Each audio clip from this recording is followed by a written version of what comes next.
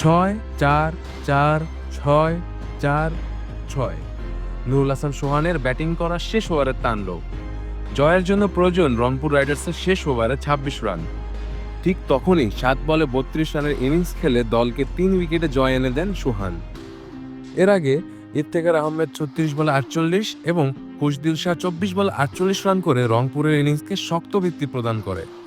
তবে শেষ ওভারে সোহানের ৭ বলে ৩২ রানের অতিমানবীয় ইনিংস ম্যাচের ভাগ্য নির্ধারণ করে।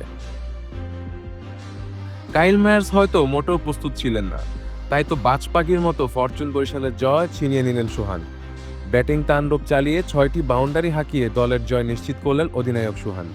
প্রায় অসম্ভবকে সম্ভব করে দেখালেন তিনি। সোহানের এই অসাধারণ পারফরমেন্স বাংলাদেশ ক্রিকেটে ফিনিশারের অভাব নিয়ে চলমান আলোচনা নতুন করে উস্কে দিয়েছে। দীর্ঘদিন ধরে জাতীয় দলের ৭ নম্বর পজিশনটি স্থায়ীভাবে কেউ দখল করতে পারেননি। সোহানের এই ইনিংস সেই শূন্যতা পূরণের ইঙ্গিত দিচ্ছে। এই জয়ের মাধ্যমে রংপুর রাইডার্স বিপিএলে তাদের অপরাজিত যাত্রা অব্যাহত রেখেছে।